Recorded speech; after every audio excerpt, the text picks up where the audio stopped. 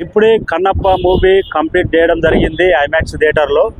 Cinema మాత్రం positive ఉంది, negative ఉంది. సినిమాలో బ్రహ్మాండమైన సెకండ్ హాఫ్ కంటెంట్ కూడా ఉంది. పాజిటివ్ తీసుకుంటే సెకండ్ హాఫ్ కంటే ముందు, ఇంటర్వెల్ కంటే ముందు మోహన్ లాల్ ఇంట్రడక్షన్ ఉంటుంది కదా, సినిమాకి హైలైట్ అని చెప్పుకోవచ్చు.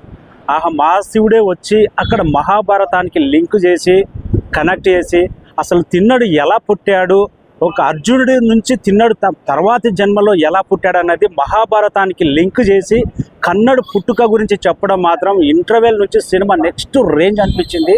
ఇంటర్వెల్ తర్వాత సినిమా ఎక్కడ టెంపో మాత్రం తగ్గలేదు. బ్యాక్గ్రౌండ్ స్కోర్ కానీ ఆ వార్ సీన్స్ కానీ బ్రహ్మాండంగా అనిపించింది. ఇంకా సినిమాలో థియేటర్లో మొత్తం ప్రభాస్ కోసం ఇంట్రడక్షన్ కోసం ఒకసారి శివుడు రుద్ర అన్నప్పుడు ప్రభాస్ ఇంట్రడక్షన్ మాత్రం థియేటర్ మొత్తం దద్దరిల్లిపోయింది. ఆ రేంజ్ ఇంపాక్ట్ ఇచ్చింది.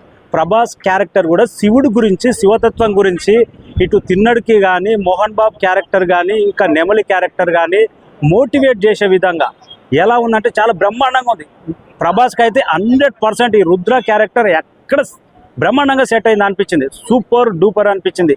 ఇంకా ప్రభాస్ ఎప్పుడైతే తిన్నడును మోటివేట్ చేస్తాడో అక్కడి నుంచి భక్తి భావం అనేది మనలోడు కన్నప్పగా ఎట్లా మారుతాడు, ఎంత గొప్పగా మహాశివుని ఆరాధిస్తాడనేది కాన్సెప్ట్ మాత్రం సెకండ్ హాఫ్లో ఎక్కడ ఇంత బోర్ కొట్టలేదు, ఎక్కడ ట్రోల్ స్టప్ లేదు. బ్రహ్మాండమైన క్రిప్పింగ్ స్టోరీ అనిపించింది. లాస్ట్ 20 నిమిషాలు మంచు విష్ణులోని నటన బయటకు వచ్చింది. అంత పర్ఫెక్ట్ అనిపించింది. అసలు మంచు విష్ణు ఈ సినిమా కోసం ఎంత తప్పించిండు, ఎంత కష్టపడ్డాడు అనేది మనకు లాస్ట్ సెకండ్ హాఫ్లో చూసిన తర్వాత, క్లైమాక్స్ చూసిన తర్వాత అర్థమైంది. సినిమా ఫ్యాంటాస్టిక్ అనిపించింది. విజువల్స్ కానీ, ఫోటోగ్రఫీ కానీ, కొన్ని సీజీ వర్క్ వాడారు, అవి కూడా చాలా పర్ఫెక్ట్గా కుదిరింది. ఎక్కడ బోర్ కొట్టలేదు. ఇంకా మనకు పాజిటివ్ ఉంది, నెగిటివ్ ఉందంటే నెగిటివ్ అంటే ఫస్ట్ హాఫ్ అనేది చాలా మనకు దాదాపు 1.5 hour మాత్రం చాలా నెగిటివ్ అనిపిస్తుంది.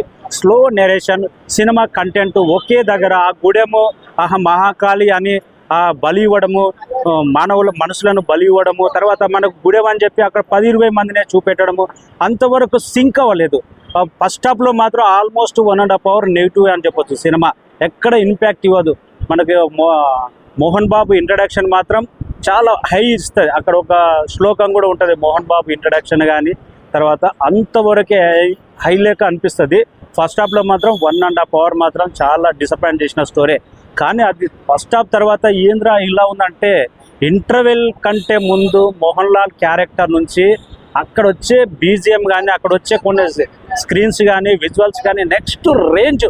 మనకి ఇంటర్వెల్ నుంచి ఏ హైలో చూసామో అదే హై వరకు క్లైమాక్స్ వరకు వెళ్ళిపోతుంది. క్లైమాక్స్లో భక్తి భావం అనేది 100% కానొస్తుంది. సినిమాలో అయితే సాలిడ్ అనిపించింది మనకు.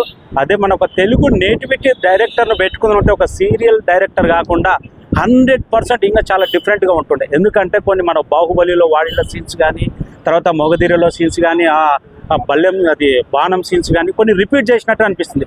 ఆయన బాలీవుడ్ సీరియల్ డైరెక్టర్ కాబట్టి మన తెలుగు సినిమాల గురించి అంత తెలియకపోవచ్చు. అక్కడక్కడ మనకు వాడినట్టు మన తెలుగు ఇన్ఫ్లుయెన్స్ పాత సినిమాలో ఉన్నట్టు అనిపించింది. అది మనకు డైరెక్టర్ ఫాల్ట్ అని అనుకోవచ్చు. మంచు విష్ణు ఎంత కష్టపడ్డాడు అనేది మనకు సినిమాలో కానొచ్చింది. విజువల్స్ కానీ, ప్రతి ఫ్రేమ్లో కానీ, నటనలో కానీ, వాళ్ళ క్యారెక్టర్లు చూజ్ చేసుకున్న విధానం కానీ మనకు ప్రతి ఫ్రేమ్లో కానొచ్చింది. పాజిటివ్ అయితే మంచు విష్ణు, ప్రభాస్, మోహన్ బాబు క్యారెక్టర్, నాకు మోహన్ లాల్ ఇంట్రడక్షన్ క్యారెక్టర్ అయితే ఒక రేంజ్ హై ఇచ్చింది. ఆ రేంజ్లో అనిపించింది.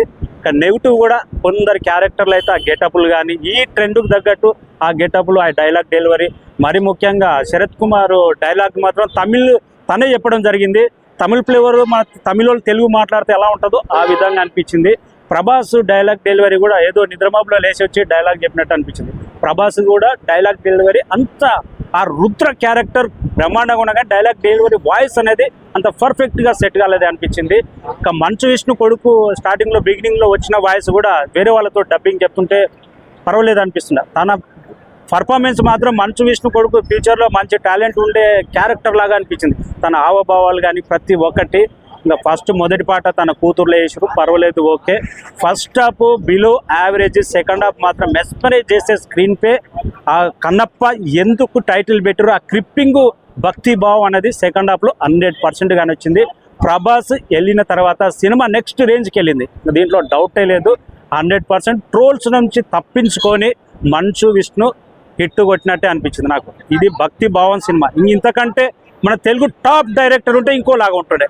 ఒక టాప్ డైరెక్టర్ కాదు, టాప్ ప్రొడ్యూసర్ కాదు, టాప్ మ్యూజిక్ డైరెక్టర్ కాదు, అయినా కానీ ఈ రేంజ్ అవుట్పుట్ వచ్చిందంటే మంచు మనోజ్ కష్టం అనేది స్పష్టంగా కానొచ్చింది. బీజిఎం మాత్రం అక్కడక్కడ చించేసింది. ఇంకా ప్రతి ఒక్క ఫ్రేమ్ విజువల్స్ అయితే బాగానే ఉన్నాయి. వార్ సీన్స్ అనేది మన రాజమౌళిని బాహుబలి ఎక్స్పెక్ట్ చేస్తే ఆ రేంజ్లో ఉండవు. ఉన్నంత బడ్జెట్లో బెస్ట్ అనిపించింది. క్లైమాక్స్ వరకు చూడండి, సినిమా అందరినీ ఆకట్టుకుంటుంది. First half disappoint, second half super duper hit, Kannappa hit కొట్టినట్టే